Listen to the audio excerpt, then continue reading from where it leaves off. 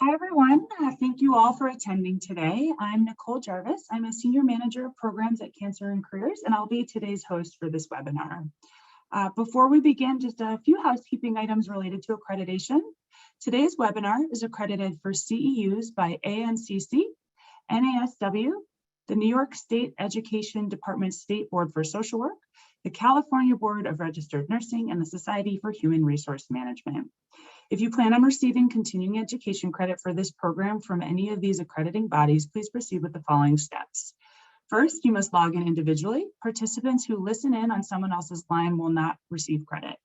Second, you must complete and submit the evaluation and post-test, as well as receive a passing grade on the post-test.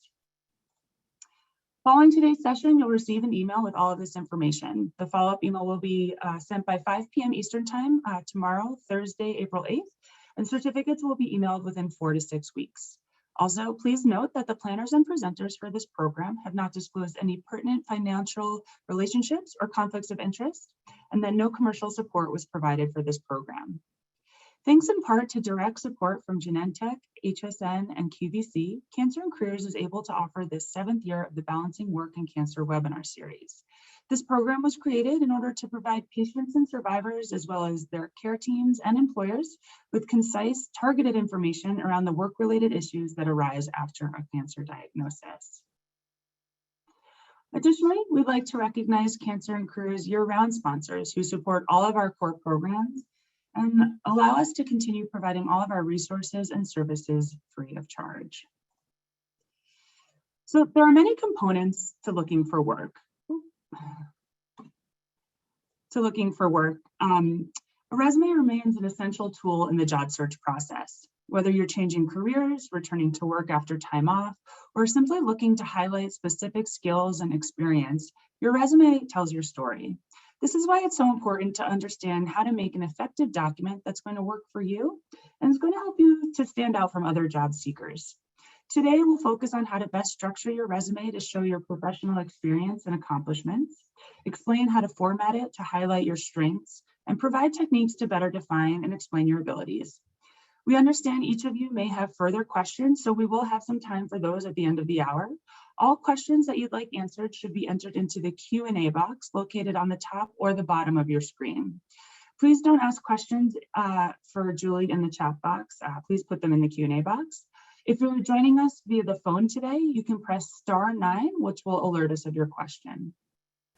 Now, to take us through today's topic, I'm thrilled to introduce Julie Jansen. Julie's a speaker, trainer, coach, and author who has helped thousands of professionals find success and satisfaction at work, as well as finding work that's gratifying. She's written 2 books as well, but most important to us, Julie is one of the original coaches at CAC, helping patients and survivors with their individual employment challenges. Additionally, Julie is the coach who does our resume review service, which many of you might find helpful after today's webinar.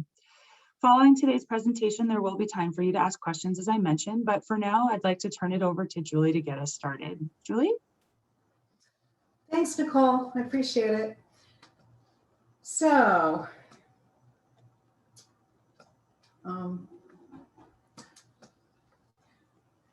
okay, so I'm having a little trouble moving the slides. So if someone could help me, I apologize. So managing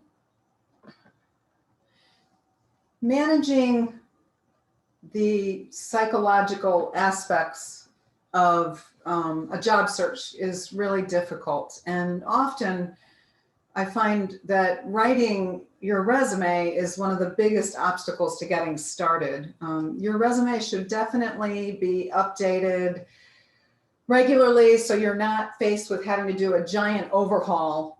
However, most people forget to do this. In fact, this morning, I got an email from someone who said her husband needed a resume. He hadn't updated it in 17 years and he needed it by Friday.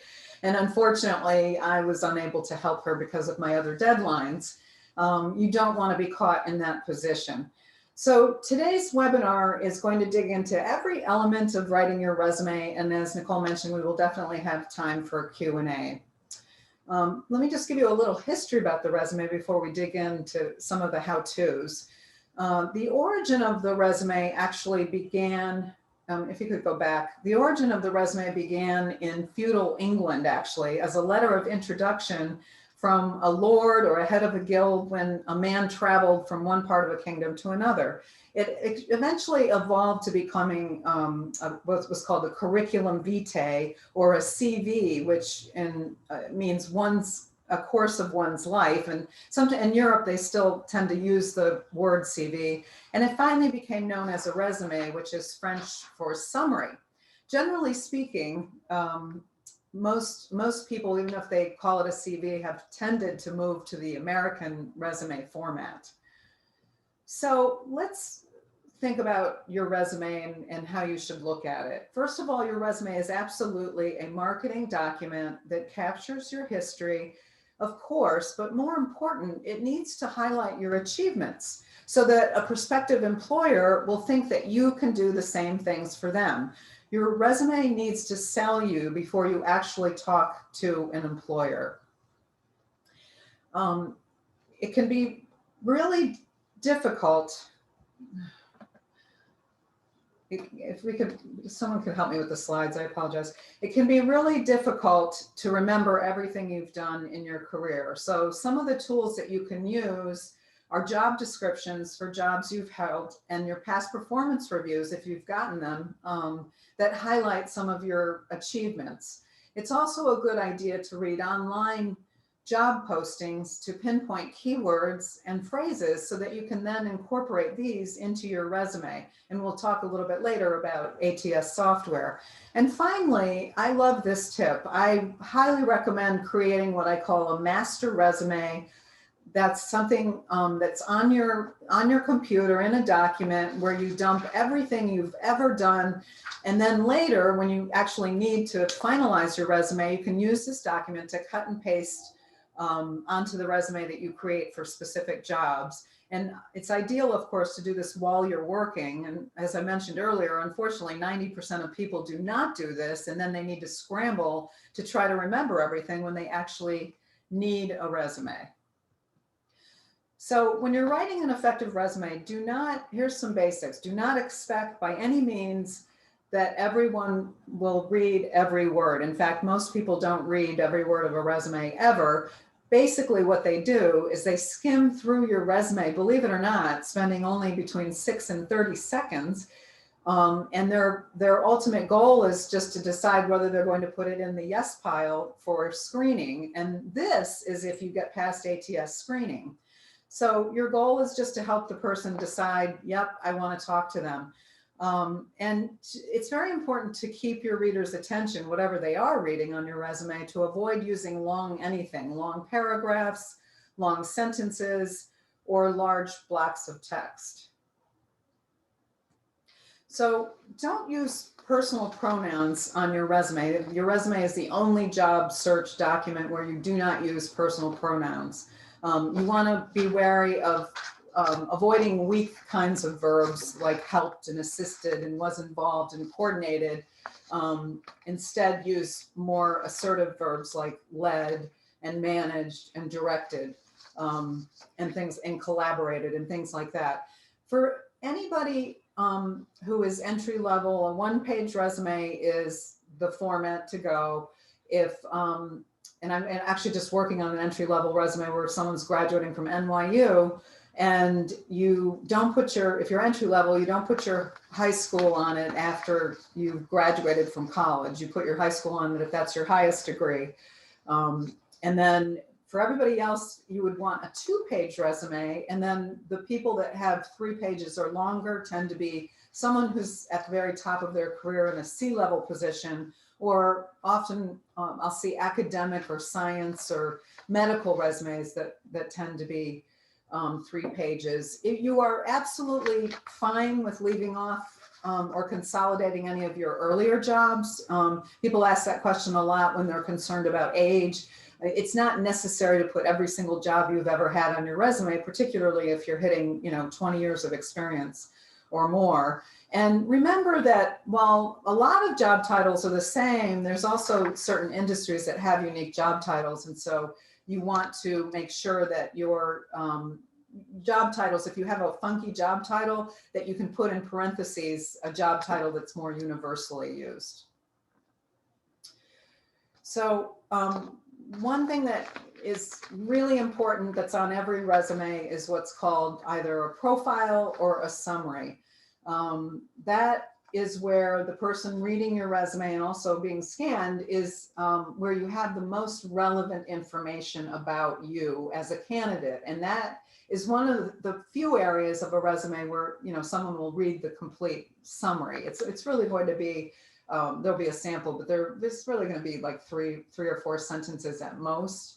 Most people will look at your resume and they'll look at your name, they'll look at your geographic location, they'll look at your summary, they might look at where you work and then your education and then flip through. Definitely you want to use keywords for ATS software. ATS stands for Applicant Tracking System. And these should be limited really to technical terms rather than softer qualities. We'll talk about ATS in greater depth in a few moments. And then this is really, really important too. And I don't see enough of this on resumes. 80% of your content should be achievement statements versus responsibilities. So what I often see is big, long lists of responsibilities. Your resume is not a job description, it's a marketing document. And then if you can quantify your achievements or accomplishments, please do try to do so. So the person who reduced turnover by 25% in 6 months is much more impressive than the one who merely reduced turnover.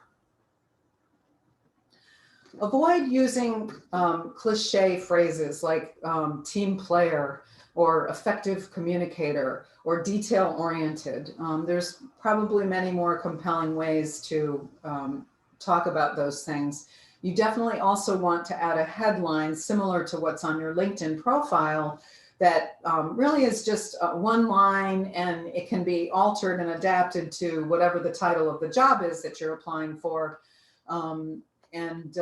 Your education and certifications, unless you're entry level, always are listed after your work experience. And this is a particularly important point for many of you who are participating in this webinar. And that is that if you've got gaps in your work experience, or you just haven't worked in a while because you've been going through treatment, or you've left your job, or you've left your job because of COVID now, you want to put volunteer and community service on your resume and put some detail, put achievements with your volunteer and community service, not just listing the organization and volunteer, because that's a powerful place where you can put transferable skills. And then finally, I would say professional memberships, trade association memberships, those are all great things to add as well.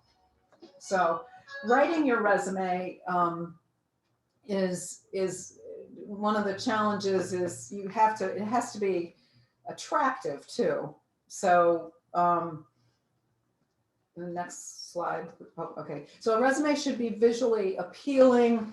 There's certain fonts that I tend to like that like Calibri, Arial, Helvetica, Garamond, that are easier to read than, say, for example, Times New Roman, which is one that used to be used a lot. And people don't list full addresses any longer on their resumes. The reason primarily is because of privacy issues and identity theft. And then I see this so often when I do the resume review service, that people tend to list their references on their resume. And the last thing your references want is their phone number and their name and any other that type of information listed on a resume that goes out to all sorts of people. So now let's kind of go one level deeper and look at action verbs. So there's tons of them.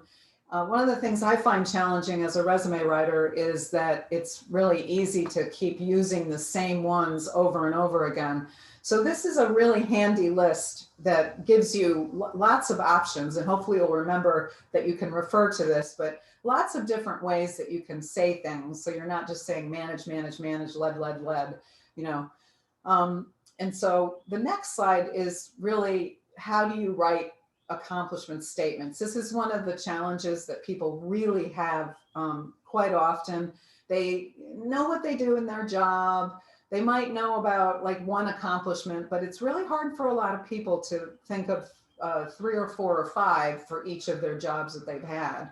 So these are some questions that you can actually ask yourself. And resume writers actually use simple formulas like a PAR, which stands for problem, action, result. What was the problem that you wanted to solve? What was the action that you took to solve it? And what was the result? And as you recall earlier, I mentioned quantifying a result if you're able to do that. So this list of questions, just to go through it pretty quickly, is some things that you can ask. Did you accomplish something but use fewer resources or not have to add resources, whether it's money or people? Did you get any awards or special recognition? People often forget to put awards on their resume. And there's an awards section on LinkedIn too, which is good. Did you increase efficiency or solve problems? Did you achieve something in your job or for the company that was a first? And did you develop or design or create or invent something? And if you kind of max it out and say, how did I do it? What were the results? Why was it important? How did I do it? What were the results? I kind of say the so what piece. That helps a lot in being able to think of what you've accomplished. So on the next slide, there's more questions that, everybody has different jobs, so there's different things that are important. Not everybody saves their company money, but did you increase sales? Have you been promoted? Did you increase production? Did you identify a problem that other people didn't see or they saw and they never tried to solve it? So those are some great questions that you can ask yourself when you're trying to develop accomplishment statements. So on the next slide, this is going to be, I think this is one of the most useful parts of this webinar. And this is actually an example of an accomplishment. So this was an administrative person and she needed to write an accomplishment. So she said she had a job as an administrator working for two different managers, and she was asked to oversee the expense approval process, which was very cumbersome when she walked into the job. And it was for 15 employees who had to, submit their expenses. And so she kind of thought about what the problem was. And here on this slide, she saw that there were actually 3 forms that had to be filled out. One was on a newer system, and the other 2 were on an older system that was eventually going to go away. And all the employees hated doing their expenses. They wouldn't fill out the forms. They were late in submitting them. And so finance was constantly chasing her because she was the point person. So she thought of the problem. And then on the next slide, it's what did she do about it? So she said, it made perfect sense for me to consolidate these 3 forms by creating one form with all of the necessary information. She then talked to her 2 managers about it and, obviously said, let's keep it on the new system.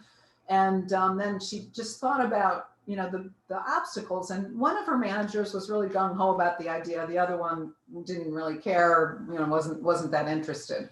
So then she went on to, on the next slide, she went on to quantify it. So excuse me, 8 months after she implemented the new form on the new system, 100% of the employees were actually submitting their expenses on time, which gave her time to focus on other things, not be chasing employees for their expenses and not getting nagging emails from finance. And it was an easier process.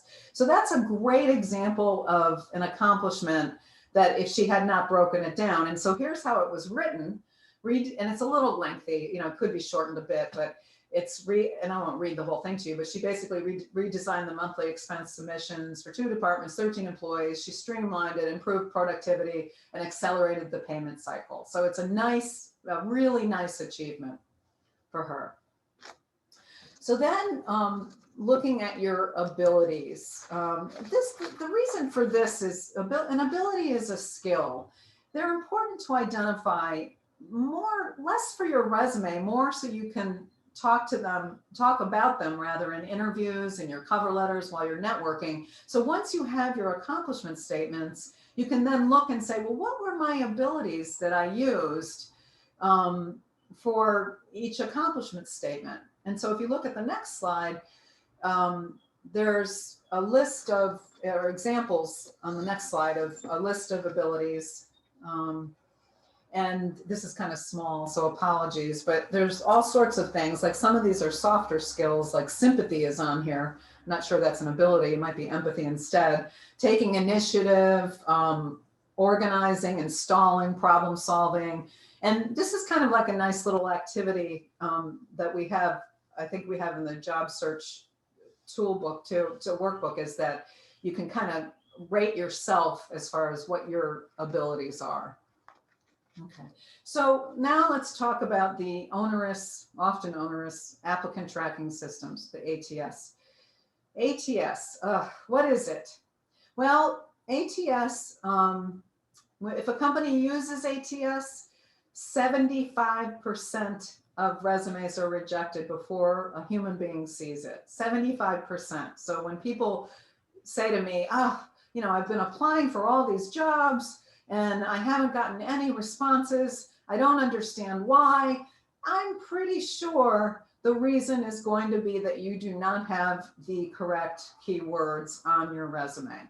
So ATS is actually software used to collect, to scan, to sort, and to rank job applications. And that includes not only the application, the resume, but also your cover letter, which is why I always recommend you write a cover letter if you have that opportunity. And what ATS actually does is it eliminates the least qualified candidates. So people always think ATS looks for the most qualified, but instead what it does, generally speaking, is it eliminates the least qualified using resume filtering bots. And then whoever's left, then they go through and either a recruiter will scan through or they'll do a further scan. So 95% of large companies use ATS, approximately 65% of medium-sized companies use ATS. Really small companies, a lot of privately held companies, they don't tend to use ATS. And on average, and I think this is a low number. I actually debated changing it on the slide due to the pandemic, but on average, a corporate job posting will receive up to 350 applications. What companies will do is they'll typically screen 8 to 10 applicants, and they'll often put a deadline on when they'll stop receiving applications, or they'll put a finite number of how many applications they will receive until they shut down the posting. So the best type of file to use for ATS is a .doc or a .docx. A PDF is fine.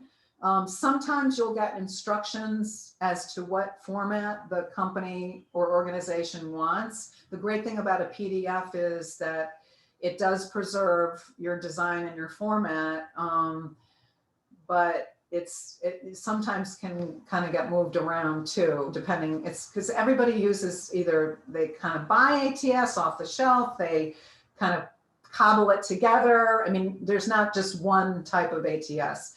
Don't put your contact information in the header or footer, only because you can put your name, but not all ATS can properly read and parse information that's in the header or footer of a Word document. So that's why you want to put your contact information outside of that. And then once again, optimize, optimize, optimize. You're just pulling keywords out of job postings and putting them on your resume, so you're not making up words. A little more about applicant tracking systems. This is important, which is why we have so many slides about this topic. You want to, keywords will represent both hard and soft skills. You want to find like postings or job descriptions that you believe you're a fit for and that interest you. And then there are word cloud generators that you can use. There's one called Wordle. And what those do is they help you identify the keywords used frequently if you have trouble doing this manually. Another thing you can do is jump on LinkedIn and look at the skills and expertise section and start typing in things, and you can see what falls down in the drop-down box and see what are some of the commonly used keywords as well. So You want, this is a tricky part here. And this is what I'm challenged by as a resume writer. This slide gives you tips about how to sprinkle keywords, and sprinkle is the keyword in this slide. So using the most important keywords 2 to 3 times is important. You're not going to load it all up on top and then hope that that works, because one of the things, and I like putting, by the way, a bulleted keyword section right underneath your summary. I call it core competencies. Usually it could be areas of expertise, but that's a good way to get those keywords up on top. And so, and then finally, the last slide about ATS is you always want to spell out words and use the abbreviation, because you don't know, like if you look at job postings, and here the example is search engine optimization. Search engine optimization is rarely spelled out, but once in a while it might be. SEO is more commonly used, but every industry has acronyms, and they're specific to that industry or even to that company. And you want to make sure that your bases are covered as far as having both the acronyms or the abbreviations and the spelled out words. You definitely want to avoid images, charts, and graphics, because ATS gets confused by these. Stick to simple bullets. I still sometimes see those arrows that people used to use that were like those pointy arrows. Use a clean chronological format. So that means no columns or tables. Just a linear version. My creative clients, I just finished a watch designer's resume, and he wanted something really, really attractive. And I always say to the creative people, you know what, if you want to design resume, you can create one that you actually email to people directly, but you don't want to use those for posting, because again, ATS can go wacky. And then there are free resume reviews. I mean, I'm a little mixed, and I'm not going to sit here and tell you which ones I think are the best. I mean, but here's some: JobScan, Skill Road's Top Resume. Even all of the job aggregate boards, you have resume reviews, and then they kind of try to pitch you to buy a resume, rewrite. But so those are my tips about ATS. I mentioned cover letters. Cover letters are important. They actually paralyze most of my clients. It's interesting. People get very hung up on their inability to write cover letters. And yeah, cover letters are written for someone you don't know, generally speaking. Yes, you can do it in an email. You want to kind of think about it as customized direct mail. They're always scanned, as I mentioned, by ATS. And it's just an opportunity to sell yourself. So some of the guidelines here, if you can, open with something interesting. I mean, sometimes I'll write a cover letter for someone and I'll say, I'm writing because I'm interested in the blah, blah, blah position. But then I'll say, and here's the reason why. So it's either the reason why is either going to be something about the company that's unique, or something about yourself that's unique, that relates to the job. So you want to try to avoid being boring, because if someone's going to read your cover letter, they're probably only going to read the first few sentences. And of course, they'll find the typos. Mention something about the company always, no matter where you put it in the letter. Definitely use bullets. Just, it's usually an intro paragraph, 3 bullets of how your experience is relevant, and just really pay close attention to the job posting. Keep it brief. It's no more. I mean, I've seen 3-page cover letters, not necessary. And like I mentioned, typos, proof. I mean, I'm a writer, an author. Everything I write, I find a typo in. So it doesn't mean anything, and you've got to proof it. And then a little bit more about cover letters. If you're doing an email, which is what most people do, just try to be thoughtful about your email subject line. I mean, don't make it too creative. And, really the best email subject line you can have is Julie Jansen referred me to you. But unfortunately, you don't always have that opportunity. Put your contact information on the top of your letter or in the signature file of your email. People forget to put that in their SIG file. Most emails I get, someone just has their name. Maybe they'll have their phone number, but I'm a firm believer in, especially if you're job searching, you should have more information in your signature file and your email. And if you can follow up, if you can find the person or follow up or find someone on LinkedIn, that's obviously the most advantageous if you're able to do that. So sometimes I get this question, how is LinkedIn different from a resume? Well, if you're someone who's still resistant to using LinkedIn, and I'm doing a webinar for Cancer and Careers on, I believe it's May 7th on LinkedIn. It's time to overcome your resistance. I'm guessing it says 96% of hiring managers use LinkedIn. I'm guessing it's pretty close to 100. They might not use LinkedIn right away, but eventually they're going to look at your LinkedIn profile. So the difference between LinkedIn and your resume is your LinkedIn profile is public, your resume is private. You can definitely tailor and customize your resume all the time. LinkedIn, you can keep making changes. It's, do I recommend that? People don't make changes on their LinkedIn profile quite as much, but you definitely want to keep it up to date. And LinkedIn is also, of course, a content networking and research tool. And it just is so easy for people to look at you and for you to look at people. So, and a little bit more about LinkedIn. This isn't about LinkedIn, I realize, but if you have a resume, you should have a LinkedIn profile, because it's not a mirror of your resume. It used to be that you just dump your resume on LinkedIn, upload it, and that would be it, but those days are over. So your professional headline is really important. If you're working, people tend to default to their title when they're working, but I can't remember the exact number. I'll know in May when I do the LinkedIn webinar, but it's like a lot, like 240 characters or something. You have a lot of room for characters in your headline. So if you can put more words in there that describe what you do, so you could still put your title, and then you can put other words or phrases that capture everything you do, and that's scanned. A photo is absolutely a must. I don't remember the last time I've seen a LinkedIn profile without a photo. Now, sometimes you don't see someone's photo if you're not a first or second connection, but generally most people have photos now. Color is preferred, black and white is okay. It's a tiny little thumbnail anyway, and so you can't see much. There's something called I wrote a compelling summary. It's called About, and that has room for 2,400 characters. So you don't want to go on and just write a big long about section just for the sake of it. But what I'll do is I'll take someone's summary that I've written for their resume, and I'll pop it onto the about section and then list some specialties, that are yet another opportunity for the keywords.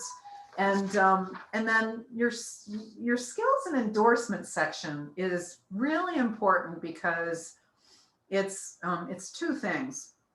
It's keywords, once again, and you have room for 50. So if you only have 13 skills listed in that section, you just want to populate it with anything and everything. So you would put search engine optimization, and then SEO, strategic marketing, and marketing, And one of the things I like about that section is you can decide what your top 3 skills are, so that when someone actually views your profile, they'll see the top 3, and you want to be a little strategic about what those are. And then once they open it up a little bit more to view it, your profile, they'll see all the other ones. And the recommendations are very important, because frankly, you're not right. Well, you might write your own recommendation and someone would just post it for you, which is done. But I would say it's the one thing that really adds some nice color to your LinkedIn profile. LinkedIn is now, and I'll talk about this in May, but they're really moving to lots of video, and there's a featured section where you can put video and all that stuff. But if you want a basic LinkedIn profile, which is, most of you, that's all you need, then definitely get some recommendations that are current. Don't have a recommendation from 2016, you want one from last year.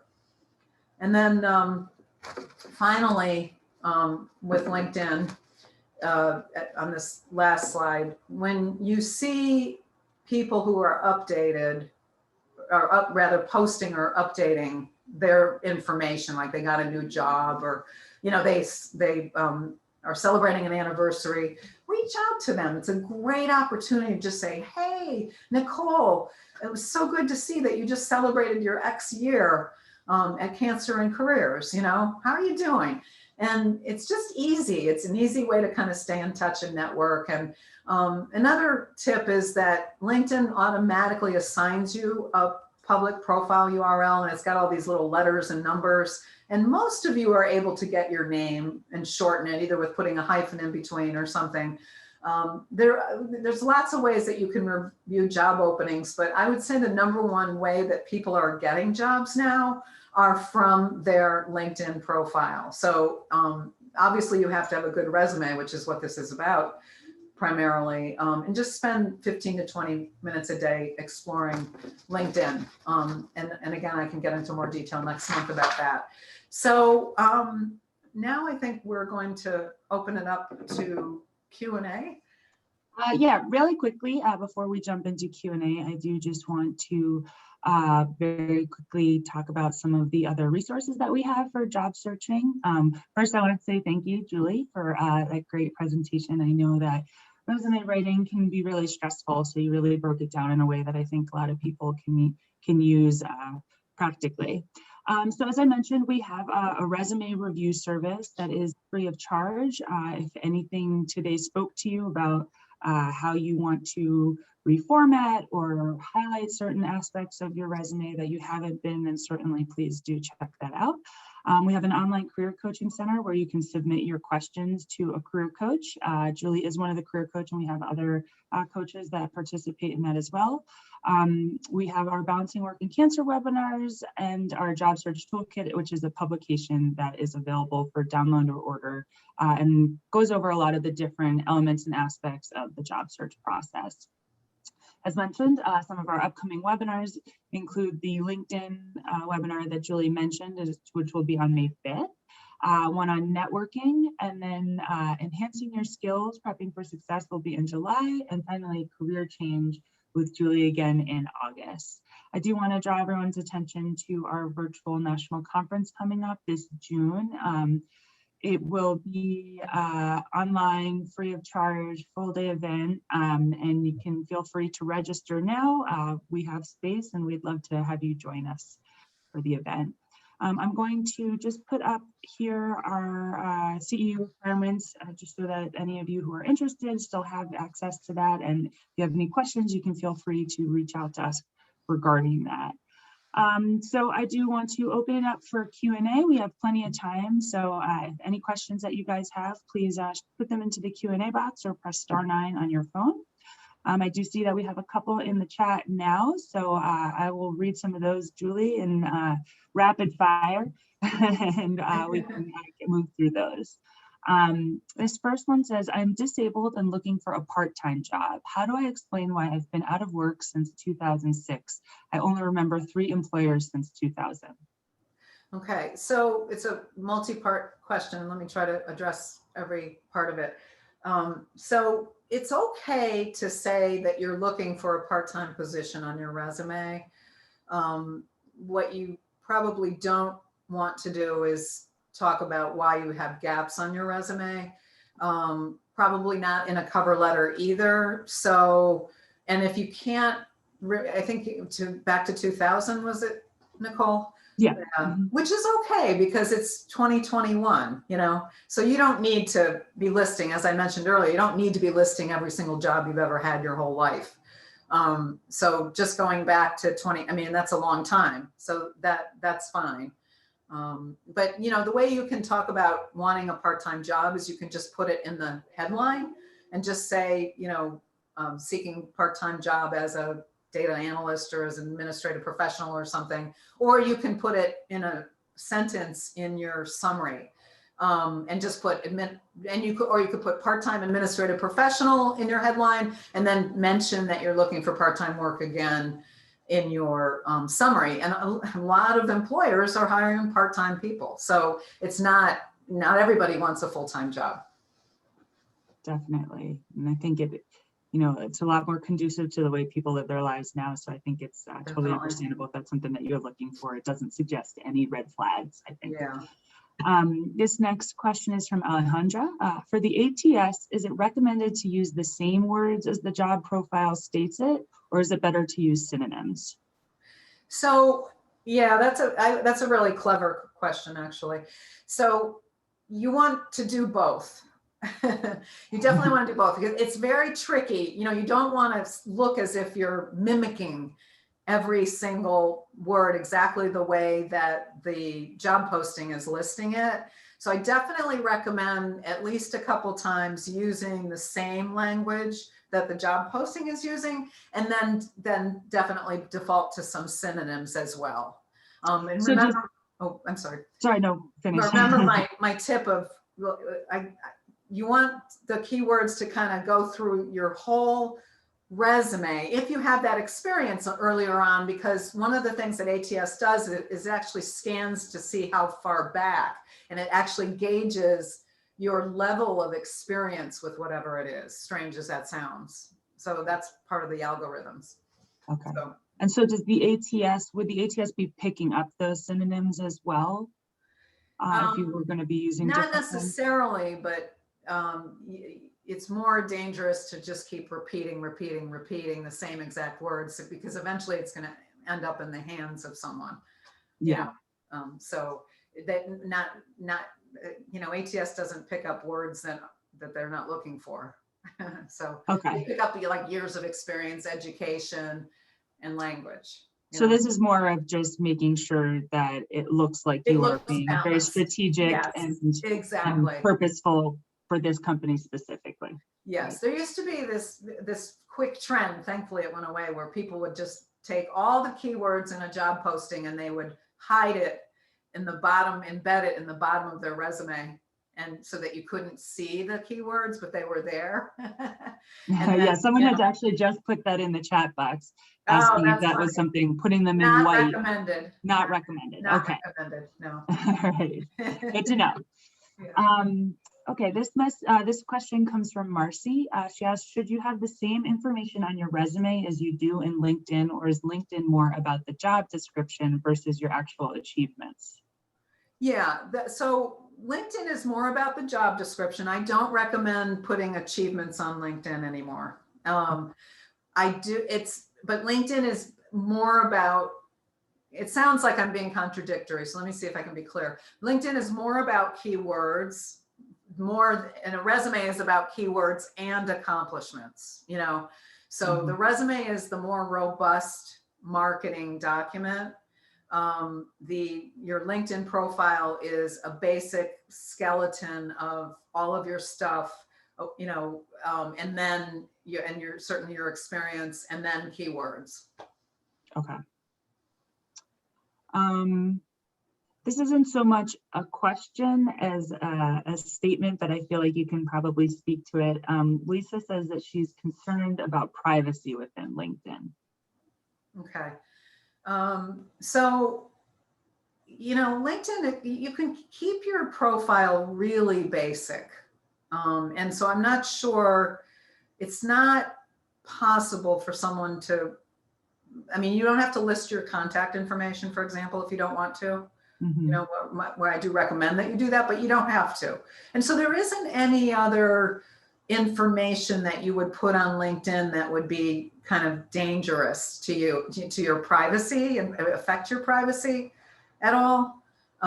So I'm not sure like what the crux of your concern would be, Lisa, mm-hmm. But it's more just keep it really basic work experience, a simple photo. Maybe don't put your contact information, your education, and leave it at that, if that's what makes you most comfortable. Sure. And just to piggyback on that, if the concern is about privacy, about your health history or anything like that, you're in complete control of what you put on LinkedIn. Right. So thinking in the context of your disclosure decisions and whatnot, think about what might be suggested if you're a volunteer for a cancer organization. If you were to get a question about that, how would you want to describe your involvement? Would it just be in general terms that, cancer has always been, a an issue that you've been passionate about, or if you'd want to discuss it, but just being a little bit more prepared about, whatever you are putting on your profile that might get asked about in the event of an interview. That's good. And I would be more wary of Facebook, hands down, more wary of Facebook than LinkedIn. Mhm. So, yeah. This next question, is it ever okay to submit a resume to a company that's not actively seeking or do not have opportunities posted? And does anything differ with this strategy? So you're not really submitting an application if there's not an actual posting. I would suggest that what you would be doing is, because I do suggest to clients that they create a target list of companies that they're interested in, and then a small list like 5 to 8 or something at most, and then they go on LinkedIn and find people they can connect with and send them a customized invitation and say, oh, I'm really interested in your company and this is why, and is there any chance we could have like an informational conversation? And then you can then find out hopefully from them, or of course look at their website if there is actually any kind of real opening, but you're not really applying for anything necessarily, but it's a definite must for networking. So in that sense, would it just make more sense to be seeking out informational interviews versus actually sending on your information prior to doing that? Okay. Because I've seen lots of people just target companies and persist, and then finally something opens up, and now they know 3 people at the company, and so they're like, oh, we thought of Nicole, because so that's just a good thing to do in general. Sure, and it puts you ahead of the game in that respect too. They might not even open up applications until companies would much rather interview people that either referred to them or that they might know, even just superficially. Sure. This next question is from Sean. Should I respond to recruiter messages on LinkedIn if I'm not interested in the specific job that they're filling? Yeah, this is a good question, because unfortunately what most people do is say I'm not interested. They don't respond, and they don't offer to help the recruiter find someone, and then when they're looking for a position, they're wondering, why aren't these recruiters responding to me? So developing relationships, while difficult to do, is very important to do with recruiters. So even if you're not interested, just replying and saying, I'm pretty set with where I am right now. I'm happy. I appreciate your outreach. Let me look at my network and see if there's anybody that I might be able to refer to you. And even if you can't refer someone, at least offering to do that, you'll be much more memorable. And then when you do need to work with recruiters, if it's possible, then you're just going to have a more of an advantage. Sure. And what are your thoughts on reaching out to recruiters yourself directly? What's the best way to do that? So most recruiters will accept invitations on LinkedIn. And as long as you're reaching out to recruiters who are, in your space, in your sector, I think that's great. I wouldn't do it just randomly, just like reaching out with the default invitation. So I would definitely customize it and say, I'm a professional in blah, blah, blah industry, and I'd like to connect with you.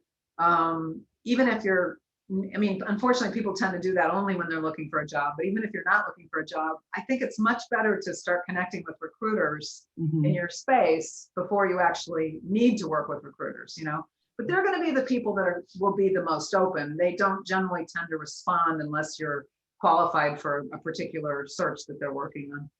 Okay. It looks like Lisa actually has a follow-up question to that. What if I'm looking for a job in either of 2 fields? I wouldn't want the recruiter for one field to see that I have a lot of experience in the other field and reject me based on that. So people, let me think about that one. You just want to be very careful about how you word, people have lots of different types of experience, So just putting it very simply on your profile, I don't think there's any harm in that. I don't think a recruiter is going to go, oh, she worked in this. So people change careers, they do different things. So I don't really see that as being an issue. And I don't think recruiters spend that much time. They're also doing searches They're using Mhm. Boolean search, or they're using their own form of ATS. So Mhm. they're not sitting there saying, oh, Julie worked in broadcasting before she started doing what she's doing now. Oh no, I'm not going to talk to her. I Mhm. think I think it's fine as long as you delineate it very carefully. What LinkedIn is challenging about is that they make it they make you look very linear in your work experience. It's Mhm. kind of it feels very limited. So you just Yeah. have to be careful with that. But I don't really see that as being an issue, especially as we move forward. More and more people are doing different things. Yeah. And I would imagine that also some of your recommendations can speak to what your variety of skills are, so that you could be a little bit more general if you needed it. So, even Yeah, if it was a specific role, what other tasks did you perform, or, what did they see in you that they were, impressed by, even though it wasn't part of your role, things like that. So I guess yeah. I don't know how specific you can be when you're requesting your Oh, you can. Yeah, references, but definitely. In fact, you do want to coach someone when you ask them to write a recommendation. Because, okay. like, if you take me, for example, I do career coaching, executive coaching. I write resumes. I'm a vocational expert. That's the newest part of my business. I do speaking, I do training. So it's like sometimes people just know me in one of those areas, and they're like, "Oh, Uh-huh. you do that, or you do that." And so it's like, if someone has experience with me, I want them to write a recommendation about being a vocational expert. They know nothing about my coaching. It's Hmm. just you're focusing them on Sure. whatever it is that you want them to say. Absolutely. Okay, this next question comes from Liz, and also I just want to thank everybody for all your questions. This is great. I know that this is Yeah, because I really, must have really. talked really faster. Sorry about that. So this next question is from Liz. She asks, do you still add the number of years you've been at each job next to your title, or the range of years? You definitely just put the years. There's been a little bit of a trend moving back towards listing months. I'm not so much a fan of that because I don't even know why that matters. The only reason you might want to list months is because you worked in a job under a year, and say you worked from February of 2020 to November of 2020. Then sometimes people will put months, or they'll put it with internships sometimes. Hmm. But it doesn't, I mean, you definitely don't want to not put any time frame, like years wise. I've just reviewed a couple resumes where someone didn't put any years and any time, and they listed 6 years, 12 years. And I was so distracted by that. I thought, why? It was odd. So, yeah. Okay. Well, maybe a little suspect sometimes. Okay. Yeah, it was a red flag for sure. Okay. This next question, I became ill during my final year of university and was diagnosed a year later. I completed treatment last year and so have a big gap of 4 years from university to present when trying to apply for jobs. How do I explain this without being seen as an unsuitable applicant, especially as I was not able to start working and have no work experience really to talk about? Right. Yeah. I feel like I reviewed your resume, whoever's asking that. Because that sounds very familiar to me. So you don't address it on your resume. You don't address it in your cover letter. If you need to address it in an interview, or then you do. And then you choose what you're going to say. You either say that I was ill and I'm fully recovered now. I had to step out of working for a variety of reasons. Whatever it is that you feel comfortable with, it makes you feel authentic. Hmm. But I work with people who have 15-year gaps, because I just did a couple resumes for just two women who stayed home with their kids, and Hmm. then both of them are getting divorced, and they need to go back to work. So and they didn't want to talk about their divorce, either. And so they just said, I just stepped out of the workplace and here I am, I'm back. Hmm. And a couple of them took, you take courses, like do a boot camp or something. And that's what both of these women happened to do. And they added those courses and made, showed a little more current stuff. They really beefed up their volunteer experience, if you've been able to do any volunteer experience given what you've been through. And that's just how you proceed. Yeah, absolutely. I mean, I think it's all about how you're framing it. A lot of this stuff might have to come out during interviews, or if you need to address a glaring gap maybe in your cover letter. You can sort of speak to, I took some time off to explore different opportunities, or to, find my passions or something, being a little bit more of a, putting a different swing on it can be helpful. And I see that there's a question about caregivers with gaps in employment history. So I would say the same thing to you regarding that. Just we call it the swivel, and just really swiveling the conversation without having to give too much information. So addressing any concerns or questions, but really turning it back to what you're passionate about now and what you want to do now and what the potential is, as opposed to whatever's happened in the past. Because like Julie said, there's plenty of reasons why people might have gaps on their resume. It's not automatically like, oh, they had a health issue, they're not going to be reliable, we can't hire them. Could be a number of things. People deliberately take time off, people get laid off, you never really know. And especially now, I'm sure after COVID, we're going to be seeing a totally different type of job process, I would imagine, at least shifting a little bit in terms of how we talk about our time off. So a year from now, nobody's going to ask about gaps ever again. I guarantee you. It's always our most popular question, right? It always is. And I totally understand why it is, but I also wish people weren't so worried about it. I know, I feel that way because too. At this point, it sounds like we need to be more concerned about keywords on our resume. Well, after today's webinar, that's so. So we have another question from Deborah. Many managers and people from our corporate office are on LinkedIn. So how do I look for a new job using this platform without them finding out? Yeah, so the only way that you demonstrate that you're looking for a job on LinkedIn is by notifying recruiters that you're open to opportunities and filling out that little questionnaire. Otherwise, most people are on LinkedIn, even if they're not using it. I mean, it's like the stats are astounding at how many people are. And so, I mean, even if you list an employer that's some nondescript tiny little company, LinkedIn automatically creates a company page for that employer, even if that company never developed their own company page. And so pretty much everybody's on LinkedIn. So there's nothing that you're doing. I mean, you do not want to get that thing that is like the ring around your neck that says, what does it say? Open to work or whatever. That's a new feature that they came up with last year. So avoid that. Don't do that one. But otherwise, you don't have to worry. They're not going to know. Jill asks, can you clarify the distinction between a headline, summary, and anything else that you put at the top of the resume page? Sure. So resume. So yeah, which is what this is about, right? So the headline is either your job title, the job title that you're looking for, or, it could be like senior administrative and executive assistant. So that would be like a headline, and that goes right underneath your contact information. The summary is that brief paragraph that describes it really exactly that. It summarizes your experience in a sentence or two. I like to add a little color to it by talking about some of your traits or abilities that make you stand out or differentiate you as a professional. That's your summary. And what was the third thing? Anything else that you put? Anything else. So maybe like the objective is the summary and there's objective. there's not an objective. So it's just headline, summary, bulleted keyword section, work experience, education, volunteer experience, professional memberships.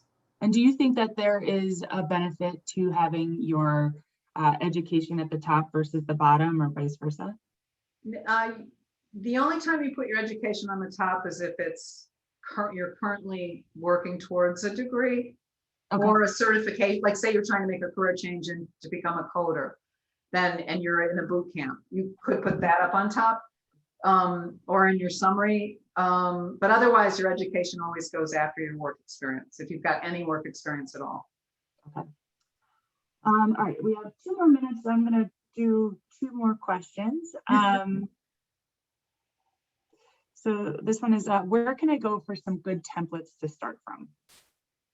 I'm glad you brought up templates. Yeah, so there's lots of very pretty, fancy, nice templates online, and I see a lot of them in the resume review service. There's a couple that people tend to choose to use. And remember what I said about ATS. So you want to be careful with these templates.